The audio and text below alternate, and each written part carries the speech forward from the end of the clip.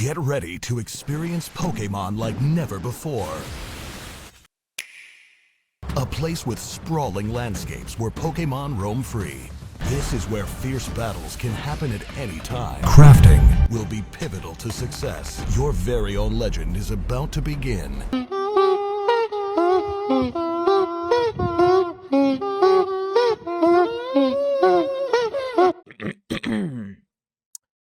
Pokemon Legends Arceus. Arceus. This game brings a lot of new ideas to Pokemon, but let's be frank, they aren't new ideas. It feels like all of these ideas are primitive compared to other games of the genre. This is the first open world Pokemon game, and it feels like the developers are incredibly inexperienced in open world game development. Pokemon Legends Arceus has an annoying gameplay loop and a boring open world, but I guess it modernized the franchise a little bit. Starting with the gameplay loop, this game lacks lots of interesting content. Sure, there are your main quests and the new quote-unquote side quests that I'll get to later, but I can't help but to feel like the game is half-baked. The main quests are locked behind a rank-up system completely new to Pokemon, but if you've ever played Monster Hunter, it'll feel way too familiar.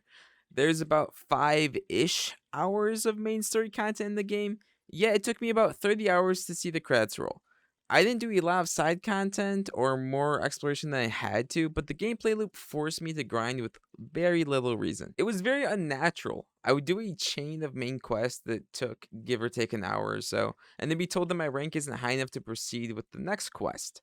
Then I would have to grind out experience by basically capturing or defeating Pokemon over and over and over and over and over and over and over and over again. There are other ways to grind out experience that could lead to a more varied gameplay experience, but the other tasks were rather niche and out of the way instead of being new and exciting. And that is the gameplay loop of Pokemon Legends Arceus. Sure, there's more to the game, such as mounts. Oh my god, that was so sick. Or other very far and few between unique rewards, some being rewards from side quests. The reason I didn't even mention them in accordance to the gameplay loop is because the side quests are incredibly dull and aren't very rewarding in the first place, and you probably aren't going to be motivated to do them. Instead of an interesting quest chain, maybe adding to the world of Pokemon, most of the time, with very few exceptions, it's go fetch these materials for me. Or, hey, I want to learn about Ghastly. Go get a bunch of them for me so I don't have to, you degenerate. And to add on to the gameplay loop feeling terrible, the open world does not complement this game whatsoever. The open world of this game is boring. Very boring. It lacks interesting visuals and anything to do. When I say this game lacks interesting visuals, it's a lot more than the world looking like it came out of 2006. There are very similar looking areas in the game, with the largest standouts being a snowy area and a swampy area. Everything else besides the snowy area and the swamp area looks like a randomly generated world.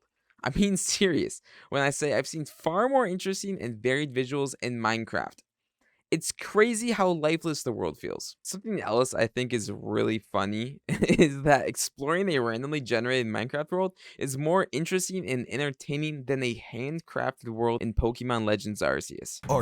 In Minecraft, there are dungeons and villages and caves with rare materials. In this game, you are not rewarded whatsoever for exploring. There are only a few caves that don't offer anything different from outside of the cave.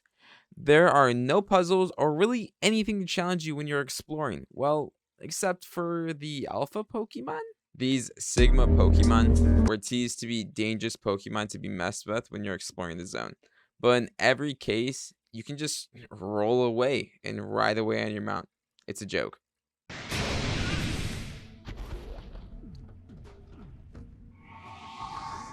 Even more of a joke is the crafting/material system in this game. Every zone has unique materials to it that don't do anything unique. For example, maybe there's a plant that is essential for crafting in an early zone. There will be another plant in a future zone that does the exact same thing as the first plant, just crafts a higher tier of the potion, and so on and so forth. Materials, therefore, don't feel rewarding to collect, as they just feel the exact same in every zone, and honestly, it doesn't even matter that much because you can just buy whatever mats or materials you need with all of the money you'll have from grinding experience. Although I've said a lot that makes this game sound absolutely useless, there are a few things that make me kinda like the game. There are actually a lot of things that modernize the Pokemon franchise in this game.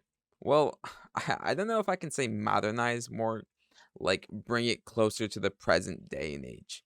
For example, I really like that I can catch a Pokemon without having to battle it. And I liked how Pokemon have different temperaments and could attack you while exploring even if the AI is not there. Both of these features are due part to much more emphasis put on you as a character instead of just your Pokemon. I think this game feels a lot more modern in terms of being able to do stuff without entering combat, is what I'm saying. There are stealth features and a bunch of other ways to actually capture a Pokemon or to get a head start in combat. It feels very refreshing to be able to tackle different Pokemon in different ways outside of just type matchups. I actually really like how the mounts were implemented in the game, even though it's very similar to previous games. Instead of giving a Pokemon serve for riding on a bike, now there are various mounts that have different abilities. They allow you to sometimes interact with Pokemon out of combat in interesting ways. You can fly in from above to shock a Pokemon, or leap out of the water to get an unsuspecting Pokemon. There are also a bunch of quality of life changes, such as the ability to change a Pokemon's moves from wherever. Oh, and the combat system seems a lot more refined with the new system that allows you to basically have the ability to have strong or quick attacks with each move. The game feels a lot more modern in terms of upfront gameplay, but it definitely lacks longevity. Also there's like a story in the game. You know, it's the last thing I thought of when I was writing this video. And let's be honest, when has anyone played a Pokemon game for like uh, a story? The dialogue is more clunky than the prequels, I don't like sand. and the amount of annoying characters is to be expected from a children's game. And I swear to God, if anyone says the story is good for a Pokemon game, shut the